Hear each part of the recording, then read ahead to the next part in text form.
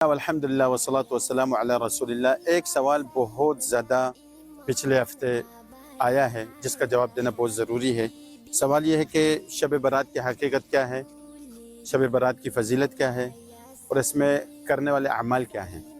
دیکھیں، اس میں کرنے والے اعمال اور نہ کرنے والے اعمال یہ میں بتاتا ہوں آپ کو، اس کی فضیلت بھی بتاتا ہوں۔ شعبان کی 15ویں رات کو شب برات کہتے ہیں۔ شب برات میں نہ کرنے والے کام 5 ہیں۔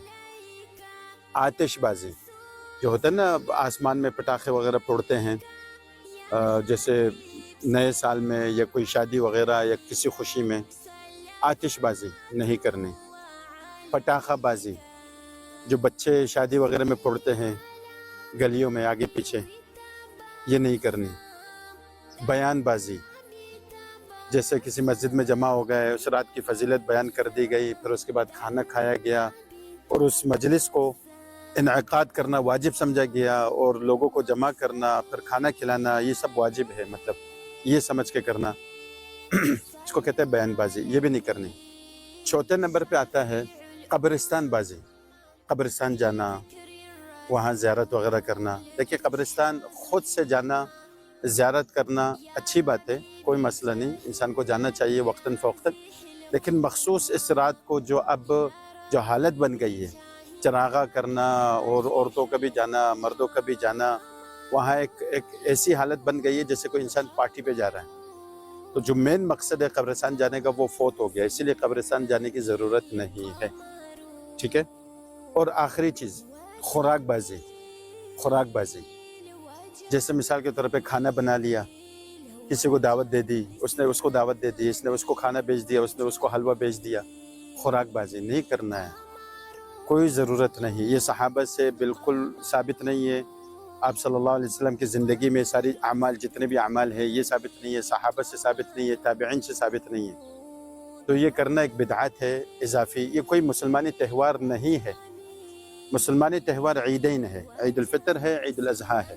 اس رات کو یہ جتنی بھی چیزیں ہیں یہ اپنی خود کردہ چیزیں ہیں، تو وہ ان ساری چیزوں سے اجتناب کیے جائیں۔ اچھا، اس میں جو کرنے کا ہے وہ ہے عبادت، وہ بھی اس کا بھی کوئی مخصوص طریقہ نہیں، مخصوص وقت نہیں کہ آپ کو اتنے رکعت پڑھنے ہیں، آپ کو فلاں صورت پڑھنی ہے، آپ کو رکوع میں فلاں تسبیح پڑھنی ہے، آپ کو جو ہے نا یہ نماز کے بعد ہاتھ رکھنا ہے، پھر فلاں پڑھنا ہے، ایسے کچھ بھی نہیں ہے۔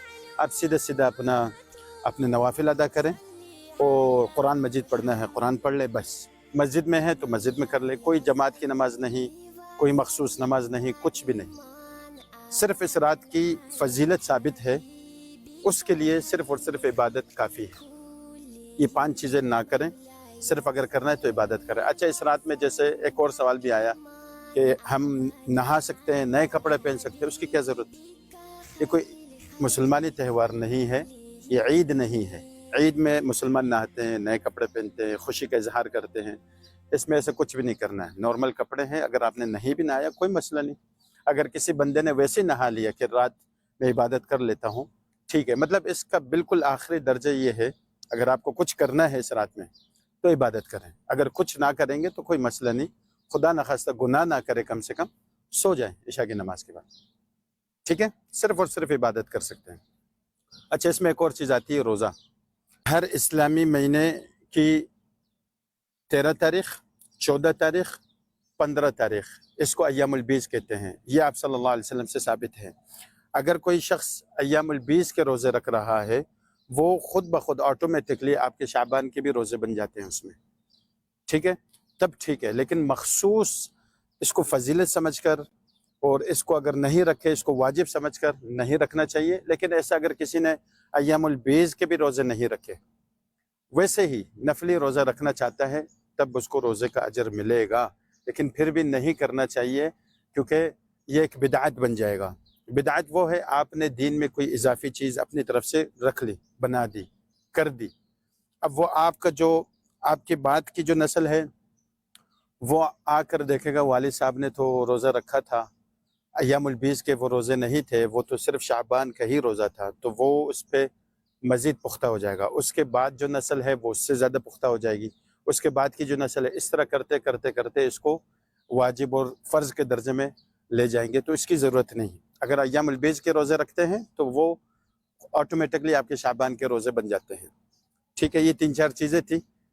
بہت زیادہ سوال آئے تھے, اس حوالے سے میں نے کہا چلے تھوڑا سا اس حوالے سے کلیئر کریں. 5 چیزیں نہیں کرنی اور ایک چیز کرنی ہے, عبادت ہے, اور اس کے بعد روزہ جو ہے وہ روزے کی تفصیل میں نے آپ کو بتا دی. ریپیٹ کرتا ہوں دوبارہ لاسٹ میں, 5 چیزیں نہیں کرنی: آتش بازی, بیان بازی, پٹاخہ بازی, قبرستان بازی, خوراک بازی. السلام علیکم.